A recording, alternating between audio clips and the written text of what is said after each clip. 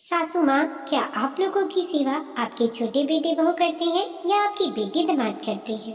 नई बहू सुधा विदा होकर ससुराल आ चुकी थी और नए घर में अपने ससुराल में असमंजस स्थापित करने की कोशिश कर रही थी। वह अपनी तरफ से पूरी कोशिश कर रही थी कि उसकी वजह से घर में किसी को कोई तकलीफ ना हो और वह अच्छे से इस नए घर में अपने आप को ढाल सके। पर वह जितनी भी कोशिश करती थी वह कम ही पड़ जाती थी और बात बात में कभी उसे सास के, कभी ननद के और कभी ससुर के ताने सुनने को मिल जाते थे। उसकी समझ में नहीं आता था कि ऐसा क्यों हो रहा है। ससुराल में सास, ससुर, एक ननद और एक देवर थे। देवर दूसरे शहर में नौकरी करते थे और सुधा का पति इसी शहर में एक प्राइवेट नौकरी करता था। कुछ दिनों के बाद सुधा ने यह गौर करना शुरू किया कि जितना मान सम्मान उसके देवर का उसके ससुराल में है, उतना मान सम्मान उसके पति का नहीं है। उसे इसकी वजह समझ में नहीं आ रही थी कि ऐसा कैसे हो सकता है कि दो बेटे में माता पिता इस प्रकार का भेदभाव कर रहे हैं।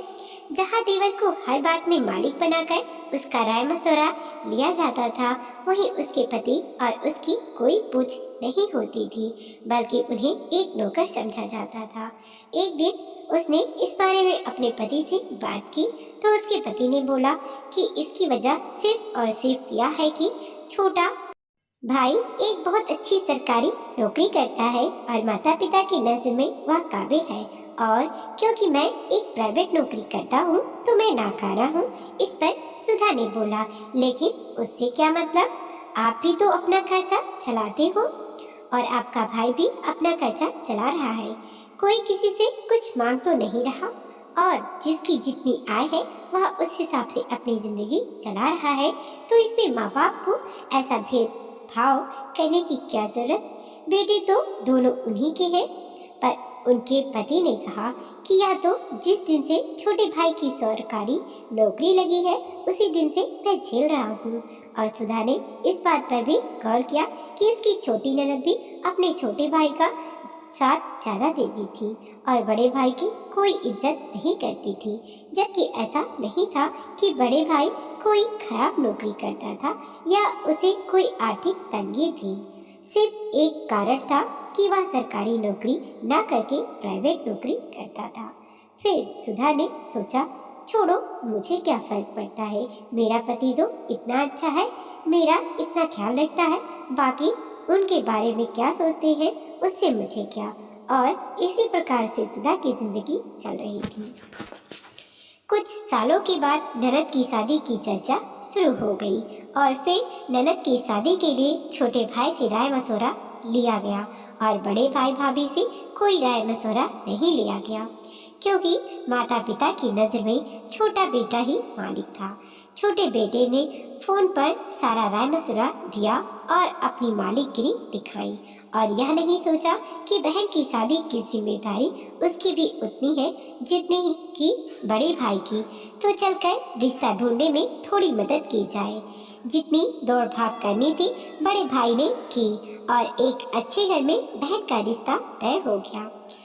घर में जितनी तैयारी करनी थी वह भाभी ने की, लेकिन शादी के 2-3 दिन पहले छोटा बेटा आया और मालिक बन गया और पूरे शादी में वही आगे रहा और उसी को माता पिता ने अगवा बनाकर रखा, जैसा कि सारा कुछ उसी ने किया हो और ननद ने भी ऐसा ही किया। छोटे भाई को ही सब कुछ समझा और ननद के ससुराल वालों को भी यह समझ में आ गया कि बड़े भाई की इस घर में कोई औकात नहीं है, सब कुछ छोटा भाई ही है। सुधा और उसके पति को यह बात बहुत खल रही थी, लेकिन वह कर ही क्या सकते थे जब माता पिता खुद ही ऐसे थे कि उन्होंने छोटे बेटे को ही घर का मालिक बना रखा था। खैर, अब ननद की शादी हो चुकी थी और वह अपने ससुराल जा चुकी थी। सब अपनी रोज की दिनचर्या में लग गए थे। देवर भी अपनी नौकरी पर जा चुका था। उसके 1 साल बाद देवर के शादी की बात होने लगी और फिर देवर की शादी भी एक अच्छे घर में तय कर दी गई। इस बार भी वही हुआ। सुधा और उसके पति की कोई भी सलाह नहीं ली गई, ना ही उन्हें किसी भी मामले में शामिल किया गया। नई दुल्हन घर आ चुकी थी, सुधा की देवरानी के रूप में। देवर ने 2 महीने की छुट्टी ले रखी थी, क्योंकि ससुराल के घर में वह अपने रूम को और सुंदर बनवा रहा था और उन्हें घूमने भी जाना था। सुधा को याद आ रहा था कि जब वह विदा होकर आई थी तब उसे कैसे एक टूटे फूटे रूम में बैठा दिया गया था, और आज देवरानी का रूम देखकर उसे लग रहा था कि कितना फर्क है उसके और देवरानी के रूम में। उसके बाद सुधा ने यह भी गौर किया कि वह और उसका पति शादी के बाद कहीं घूमने जाना चाहते थे, लेकिन सास ससुर ने जाने नहीं दिया था। लेकिन आज जब देवर देवरानी जाना चाहते हैं तो उन्हें किसी भी प्रकार की कोई रोक टोक नहीं है, वह पूरी तरह से स्वतंत्र है। खैर, सुधा कर ही क्या सकती थी, यह सब तो वह शादी के बाद से ही देख रही थी। उसके बाद कुछ दिनों के बाद देवर अपनी पत्नी को लेकर अपने शहर चला गया और सुधा की रोजमर्रा की दिनचर्या शुरू हो गई।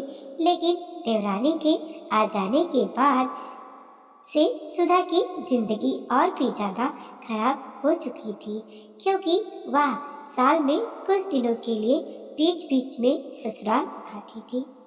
लेकिन क्योंकि वह घर के मालिक की बीवी थी तो उसे कोई काम नहीं करना होता था, और जब वह आती थी तो ननद भी आ जाती थी और यह सब मालिक बनकर बैठे रहते थे और सुधा को सबकी खातिरदारी करनी होती थी।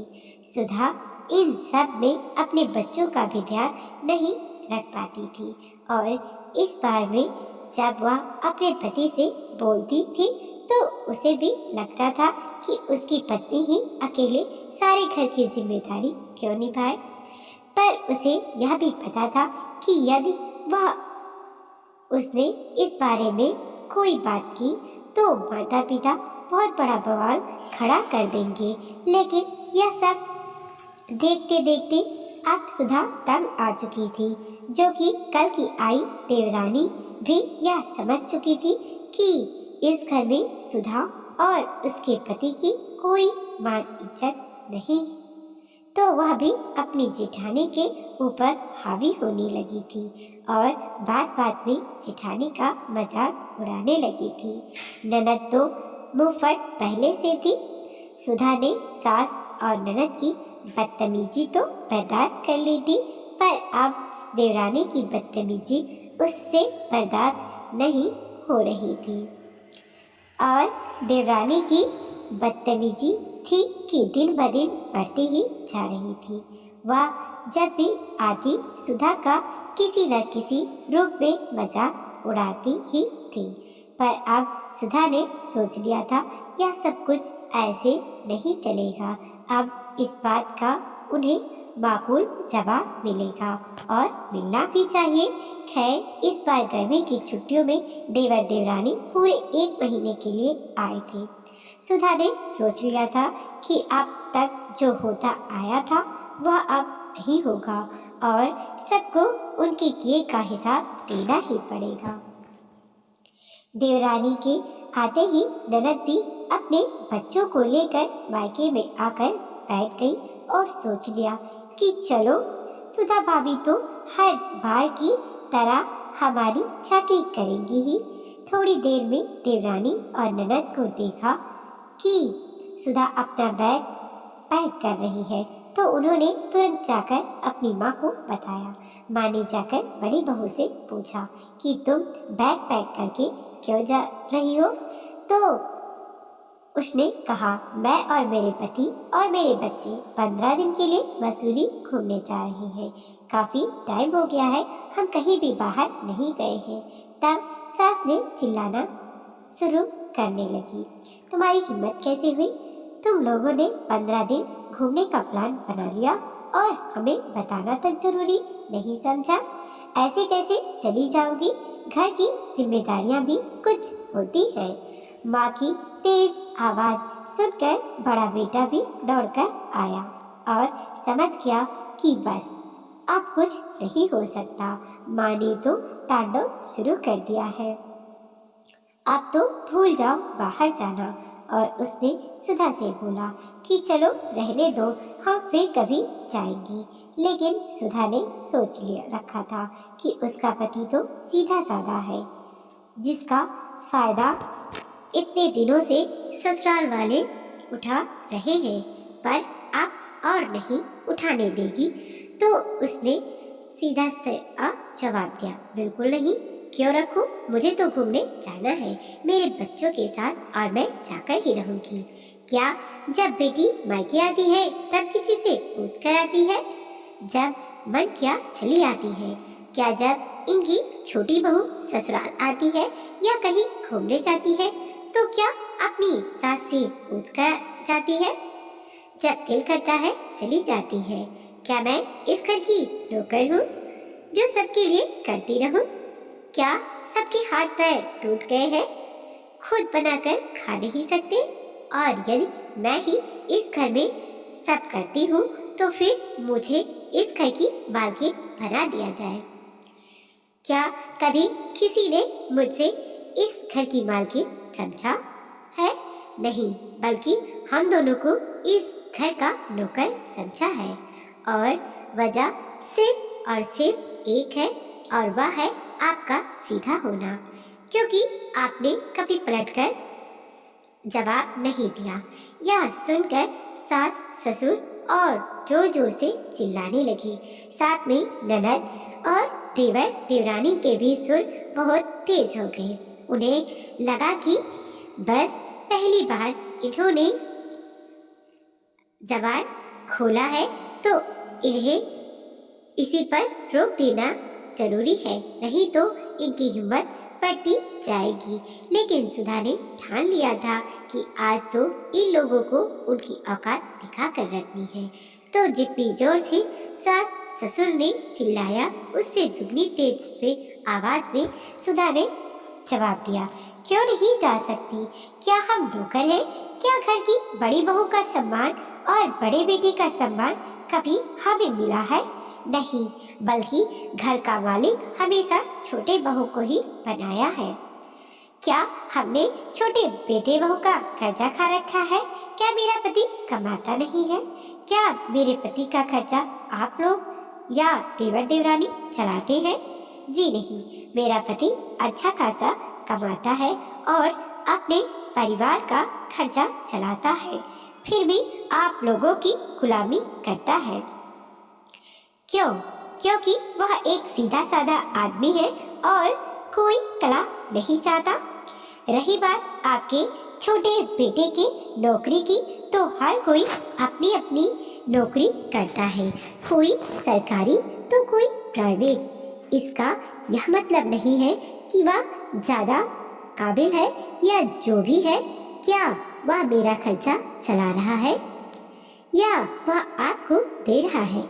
जो भी कमा रहा है वह अपने आप और अपने परिवार के ऊपर खर्चा कर रहा है, ना कि माता पिता भाई बहनोई पर। तो किस बात का गुमान है आप लोगों को? क्या आप लोगों की सेवा आपका छोटा बेटा बहू करते हैं या आपकी बेटी दामाद करते हैं? जी नहीं, मैं करती हूँ। और यदि आप लोगों को ऐसा लगता है कि आपका घर है और हम इसमें रहते हैं, तो आपका बड़ा बेटा इतना काबिल तो है ही कि आराम से हम लोग अपना एक घर लेकर उसमें रह सकते हैं। आपको क्या लगता है प्राइवेट नौकरी करने वाले कम वेतन पाते हैं या आपके छोटे बेटे से आपके बड़े बेटे की कमाई कम है? जी नहीं, यह आपके दिमाग का फितूर है। शायद आपको पता नहीं कि आपके बड़े बेटे की सैलरी आपके छोटे बेटे से दुगनी है, लेकिन आपके दिमाग में जो सरकारी नौकरी का चश्मा लगा है ना, उसी वजह से आपको कभी बड़ा बेटा दिखाई नहीं दिया। और रही बात इस घर में रहने की, तो आप इस घर में तो मैं एक ही छत पर रहूंगी, किसी का हो मेरे ऊपर रौब नहीं चलेगा। बहुत सह लिया मैंने आप लोगों की बकवास को। अब यदि इस घर में साथ साथ रहना है तो मेरे हिसाब से रहना पड़ेगा, नहीं तो आपको आपका घर मुबारक। मेरा पति इतना कमाता है कि मैं अपना एक अलग घर लेकर आराम से रह सकती हूँ। आगे आप लोगों की मर्जी, जैसा आपको ठीक लगे वैसे भी। बड़ी बहू ने बहुत दिनों से सेवा कर ली, अब कुछ दिन छोटी बहू से भी सेवा करवाने का सुख ले लीजिए, क्योंकि अब मेरे ऊपर आप लोगों का हुक्म चलने वाला नहीं। कहकर उसने अपना बैग पैक किया और बच्चों को आवाज दी, बच्चों जल्दी आओ, हम लोगों को मसूरी घूमने जाना है। साथ ही पति को कहा कि और कुछ भी लेना है तो बता दीजिए, मैं पैक कर लेती हूँ। माता पिता ने बड़े बेटे की ओर घूरती हुई नजरों से देखा कि शायद वह अपनी बीवी को कुछ बोलेगा, पर बड़े बेटे ने कुछ भी नहीं बोला और पत्नी से कहा, कुछ नहीं चाहिए, चलो हम चलते हैं। और उसने बस यही बोला कि आप लोग सोच लीजिए, हम 15 दिन के बाद यहाँ से आएंगे। आप लोग सोचकर अपना जवाब दे दीजिएगा, क्योंकि अब आगे की जिंदगी तो वैसे ही चलेगी जैसा मेरी पत्नी चाहती है। बहुत दिनों से मेरी पत्नी ने इस घर के लिए कर लिया, अब उसे भी अपनी जिंदगी जीने का हक है। यदि आप लोग चाहते हैं कि हम साथ में रहें तो हमारे हिसाब से ही हम रहेंगे, यदि नहीं तो हम अपनी अलग व्यवस्था करने में सक्षम हैं। यह कहकर वह लोग घर से निकल गए और उसके देवर देवरानी, ननद और सास ससुर उसे देखते रहे। अब उनके समझ में आ चुका था कि अब यह खेल ज़्यादा दिनों तक चलने वाला नहीं। अब उन्होंने अपने हक के लिए आवाज उठानी शुरू कर दी है। ननद को भी समझ में आ गया था कि अब मायके में उसकी खातिरदारी करने के लिए उसकी भाभी मौजूद नहीं रहेगी, तो उसने भी जल्दी से अपना सामान पैक कर लिया और बोला, माँ मैं चलती हूँ, मेरी ननद भी छुट्टियों में आने वाली है। यह सब देखकर सासू माँ का दिमाग घूम गया और उन्हें अपना सिंहासन डोलता हुआ नजर आया। उन्होंने छोटी बहू से बोला, बेटा जरा एक गिलास पानी देना, मुझे तो चक्कर आ रहे हैं, और जरा अदरक वाली चाय भी बना देना। छोटी बहू ने बोला, माँ जी क्या आपने मुझे नौकरानी समझ रखा है? मैं तो वहाँ अपने घर में भी कोई काम नहीं करती, फुल टाइम मेड रखा हुआ है, तो आपको क्या लगता है मैं ससुराल में एक काम करूँगी? अदरक वाली चाय तो मुझे भी पीने का मन कर रहा है, हो सके तो मेरे लिए भी एक कप बना दीजिएगा। और हाँ, कल के ट्रेन से मैं वापस जा रही हूँ, मेरी बस का नहीं है यहाँ पर काम करके रहना, आप अपना देख लीजिए। कहकर वह और देवर अपना सामान पैक करने के लिए निकल गए। सास ससुर को समझ में आ गया कि जिसे उन्होंने मालिक बनाकर इतने दिनों तक रखा था वह उनका कितना करने वाले हैं, और उन्हें यह सब भी समझ में आ चुका था। अब यदि उन्होंने समझौता करके बड़ी बहू को उसका हक नहीं दिया और उसके साथ उसके अनुसार ढल नहीं रही तो अब वह भी उन्हें पूछने वाली नहीं। उन्होंने समझौता करने में ही अपनी भलाई समझी और सोचने लगे कि चलो बहू के आने से पहले उसके रूम को बहुत सुंदर सा बनवा देंगे ताकि वह आने पर खुश हो जाए। सासू माँ ने छोटी बहू को बोल दिया कि तुम्हें कल जाने की जरूरत नहीं, तुम आज ही जा सकती हो, क्योंकि यह घर मेरा है, तो मैं तय करूँगी कि यहाँ कौन रहेगा और कौन नहीं। और मैं यह तय करती हूँ कि इस घर में मेरे बड़े बेटे बहू मालिक मालकिन बनकर रहेंगे, और आज तक उनके साथ जो नाइंसाफ़ी हुई है उसी में दूर करूँगी, क्योंकि मुझे पता है बुढ़ापे में हमारे बेटे बहू के अलावा कोई करने वाला नहीं। और हाँ, तुम अदरक वाली चाय अपने शहर जाकर अपने मेड से बनवा कर ही पी लेना, क्योंकि मैं तुम्हारी मेड नहीं हूँ। मुझसे जो गलती हुई है वह मुझे समझ में आ चुकी है और अब मैं उसे सुधार लूँगी। समय रहते तुम भी सुधर जाओ, नहीं तो वक्त अच्छों अच्छों को ठीक कर देता है। तुम्हारी भी गलती नहीं है, तुम्हें भी साह हमने ही दी थी। जब हम सुधर रहे हैं सो तुम भी सुधर जाओ तो अच्छा रहेगा। इस फिर सासू माँ ने अपनी बेटी को फोन लगाया और बोला कि आइंदा जब भी मायके आना हो तो यह सोचकर आना कि बड़ी भाभी की इज्जत करनी है और साथ ही घर के कामों में उनका हाथ भी बटाना है। और यदि ऐसा नहीं कर सकती तो मायके आने की कोई ज़रूरत नहीं। तुम्हारा भी मन मैंने ही बढ़ाया है, तो आज मैं उस गलती को ठीक कर रही हूँ। आज मैं इस बात को स्वीकार करती हूँ कि अपने बच्चों में भेदभाव करके माता पिता ही अपने बच्चों को आपस में दुश्मन बना देते हैं। यदि वह बच्चों को बराबर प्यार व सम्मान दे तो बच्चे कभी भी एक दूसरे के दुश्मन नहीं बनेंगे। और यह गलती हमें समझ में आ गई है और समय रहते हम इसे ज़रूर सुधार लेंगे और हमारा परिवार फिर से एक हो जाएगा। और यदि नहीं हुआ तो हम इसे अपनी गलती ही मानेंगे, इसमें किसी का कोई दोष नहीं। वीडियो को लाइक कीजिए, कमेंट कीजिए और अपने दोस्तों के साथ ज़रूर शेयर कीजिए। चैनल पर नए हैं प्लीज़ सब्सक्राइब कीजिए।